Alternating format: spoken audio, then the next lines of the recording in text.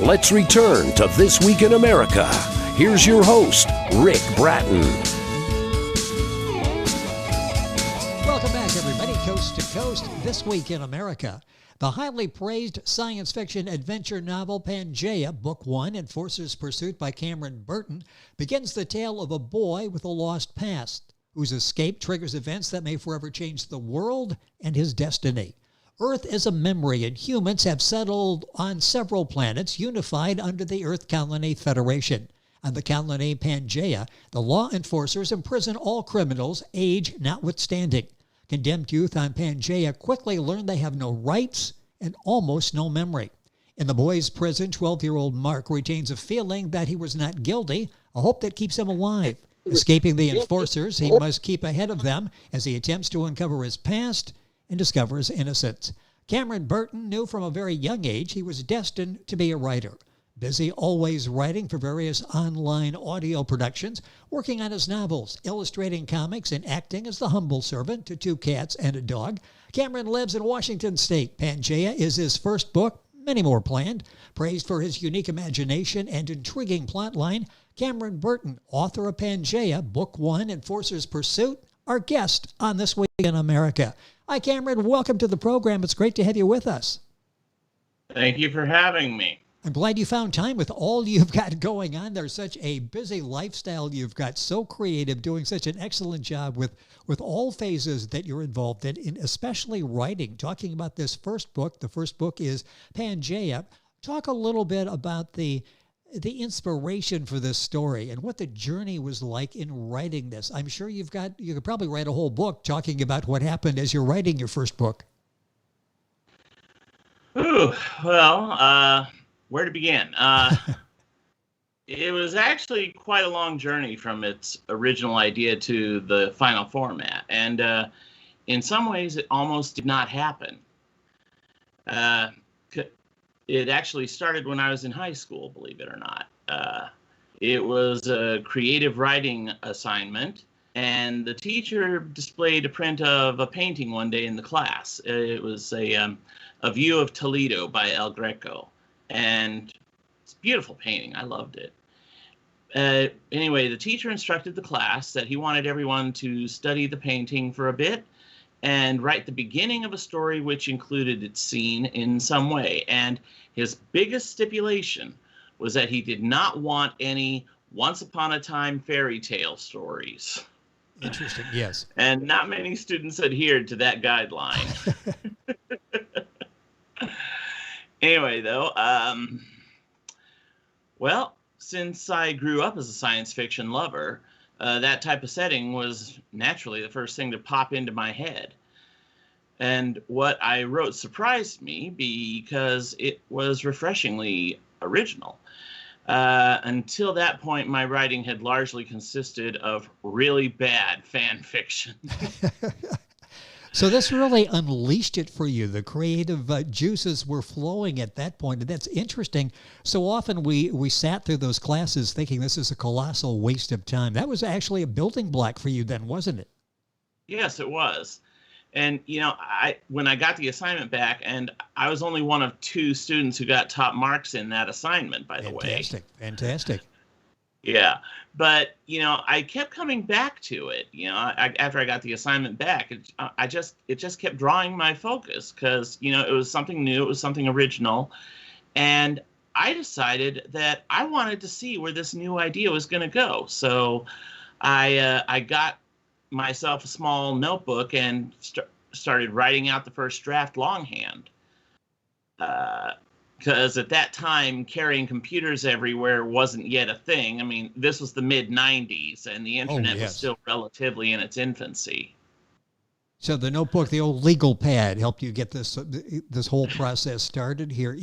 It's interesting. The finished product, by the way, is the book Pangaea, Book 1, Enforcer's Pursuit by Camren Burton. Now, if you're looking for the book, you'll find it, of course, Amazon, the usual places. Pangaea is Pangaea, and Camren is Camren, Burton, Burton. Book available, again, Amazon, the usual places. Camren, let's go back and pick up the story. What are the challenges in getting this book together? This story had been in the back of your mind, obviously, for a long time. Yeah, it was. And well, let's see. I finished the first notebook, and I marked it as a cliffhanger and asked my friends to read it, as well as the teacher who gave the original assignment. And they were impressed with the originality that went into the story. They said they had never read anything like it. So, well, since the story wasn't done, I got some more notebooks, which I ended up filling and turning into a trilogy. And I originally called the series YMCF, after the place that Mark escapes from. But whenever I mentioned the series title, people would start imitating the Village People. Oh, yeah. Yes. Okay. I can understand that. So you wanted to make that change. You wanted to make that distinction right up front. Yeah, that's why I changed the series title to Pangaea. And that's Pangaea. I'll spell that several times. So if you're Googling it, trying to get information and purchase the book, you'll know exactly what to look for. And there's, of course, a link on our website, thisweekinamerica.us. Talk about the writing process for this, what you go through. Some people like to have their little area and it's totally quiet. Nobody bothers them. Other people like to have their little area, but the music going. Do you have like a particular, a favorite process you like to go through, a format you go through when you're writing? Well, when I write, I do better when I have some kind of music going. Among my favorites, I would have to say one I really enjoy listening to my favorite musical productions, or the soundtracks to certain musicals that I like. Les Miserables, Phantom of the Opera, Love Never Dies. But if I'm in the mood for instrumental, then I really like listening to movie scores. Interesting. So that's sort of inspiration for you. That keeps you focused and gets you in the zone to write. Speaking of in the zone, everybody talks about writer's block, and I'm always interested in the opposite of that. What happens when you really are in the zone? You've got life and you've got a lot of things you need to do, and you really could stay up all night and keep writing, and you really don't want to stop because you're on a roll. Do you ever get into that particular zone? Oh, yeah, I have on occasion. I once did a 3-day writing binge. A 3-day zone. I like that, but I would just think when the ideas are coming, you don't want to shut the faucet off. You want to, try to prime it and get as much as you're going to. Let's talk a little bit about, in terms of the book, you've got a background in audio that I mentioned. Are you going to be looking at audiobooks? Are you going to do something like that with the Pangaea series?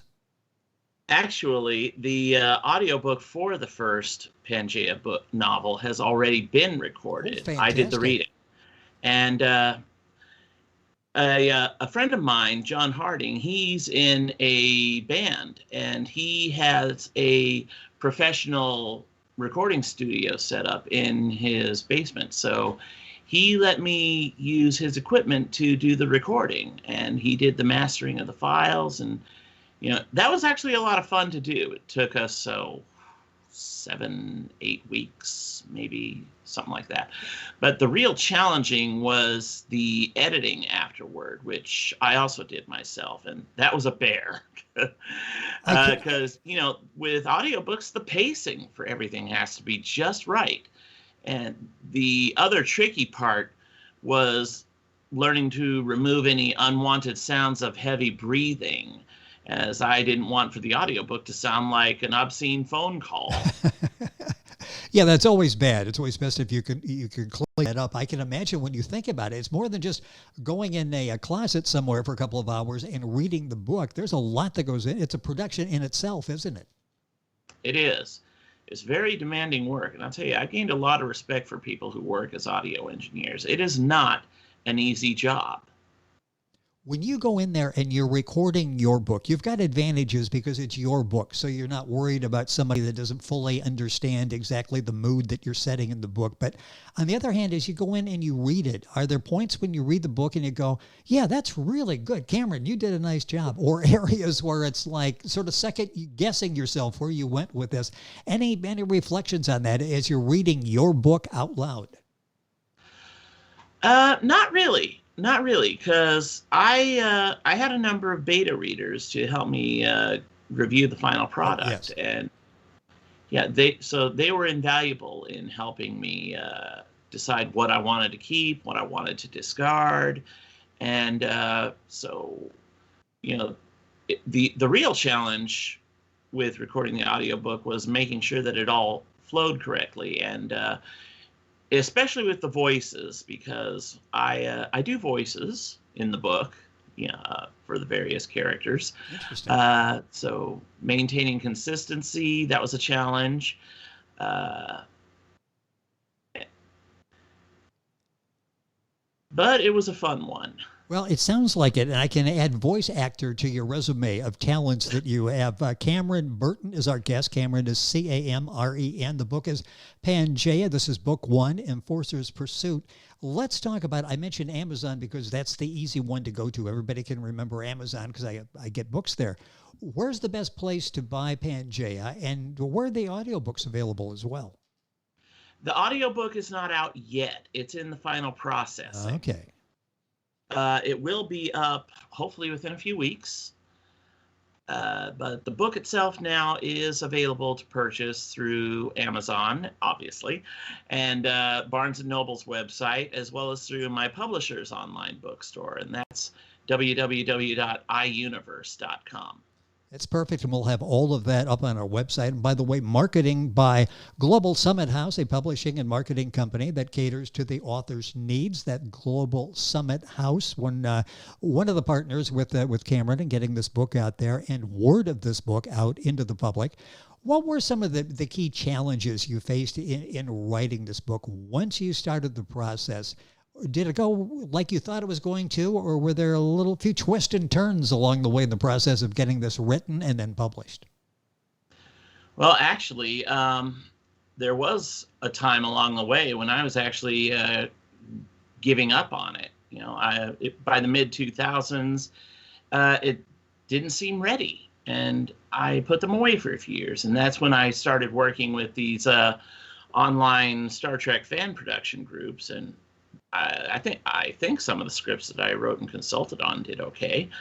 I was proud of them as first releases. They were pretty cool. But then I met my future wife, Chris, and I told her about the books, and she asked to read them. So I gave her printout copies, and after she finished them, she came to me and said, "You have got to get these out." So with her encouragement and support, I started working on them again. And since the setting is primarily science fiction, but it's not focused on things like advanced technology or aliens, because I think most sci-fi has covered that pretty well. But I had a great deal to study about the crime drama element because of Mark's plot line and the legal issues involved with it. And you know what? I've always liked coming of age stories too. So even though these three elements may seem like an unusual mix, Pangaea seemed to work really well with all of them together. Yeah, it fits in several genres. Science fiction that you mentioned, the coming of age, it certainly fits in there. A crime drama. There's such a gripping story that you have in this. And Camren is, again, noted for his intriguing plot lines, which he has in this particular story. You mentioned Mark. Is there a favorite character you have in Pangaea? Oh, that's a poser, because there are things I like in most of the characters. Yes. Mark, for example, he's a consummate survivor. I mean, even though he has literally lost everything and been through things that can break many people, he has never given in to despair, and instead works to find ways to improve his lot. And he has an inner strength that I find most admirable. And I'll admit, there are sometimes I have a hard time seeing that strength in myself, but I'm hardly alone in that. There are many people who have that same difficulty, and this is not a failing despite what their inner voices may think.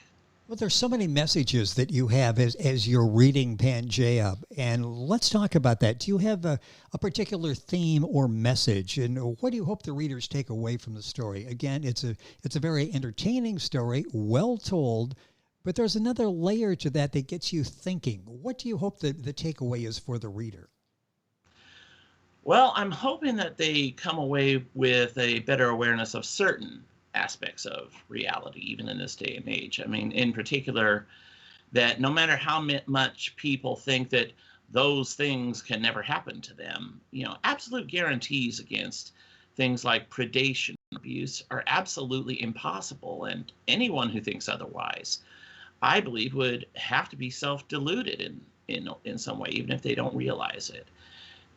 When such events happen, though, the person or persons who have gone through it often blame themselves for not being strong enough or tough enough to prevent it from happening. And as a society, we've unfortunately tended to blame the victim. And it's a form of social bullying, which has led so many to depression, drugs, or even suicide, because the world tells them they failed. And one thing that I've learned is that this stigma is particularly strong among boys and men, because our society has for millennia preached that boys don't cry, guys are tough, and other such stereotypical messages. But, with our attitudes toward gender equality evolving so drastically over the past 100 years, it's my personal opinion that this stigma needs to be eliminated. And I believe that the blame for such things should be placed on the instigators, not the victims or survivors. Yes, totally agree. And that's a powerful message that you have within the storyline of Pangaea. Boy, time is quickly running out here. I want to talk about the trilogy when the others will be up. And I can visualize this story. Have you thought about this being a motion picture and who you might pick if they said, Camren, budget's unlimited, who would you like to see star in the motion picture version of Pangaea? Well, I'll be honest. I've always had that as a pipe dream. Back when I started the story, I imagined Kevin Bacon as the villain Carl Burke, because he played a very similar character in the movie Sleepers. And yes. So, yeah. And well, lately I've kind of been seeing Jesse Spencer from House and Chicago Fire as Walt Hinton, for example. Interesting. And I keep a loose eye on the young actors scenes for potentials to fill the roles. And there are some out there right now who I think would be awesome as Mark and Randy and Wesley, and even some of the lesser boys like Brent and Vincent. But I don't know if I should name them here. I don't want to freak anybody out. Well, hopefully, I've considered contacting them for permission to use renders of them for the cover art on the second book, but I'm not sure how they'd react. Well, you never know unless you contact them. The worst they can say is, no, don't do it. And you're not going to do it now probably anyway. So this is, nothing ventured, nothing gained type of thing. I would love to see you do that and get them interested in the storyline and the possibilities here, because that's not just you and a few people promoting the idea of Pangaea for the big screen, but you've got maybe the actors involved in the process as well. Let's talk about the future. This is a trilogy. Talk about how are we going to see these characters develop, and how will they develop over the sequel? Are you working on books 2 and 3 now? Actually, the first draft of the second book is done. I am working on the revisions to it, cutting the fat, adding in more sensory details and scenic details, because with the first draft, I usually focus on the dialogue, the series of events, and so forth. But now that's all set, so it's time to go in and add the sensory details.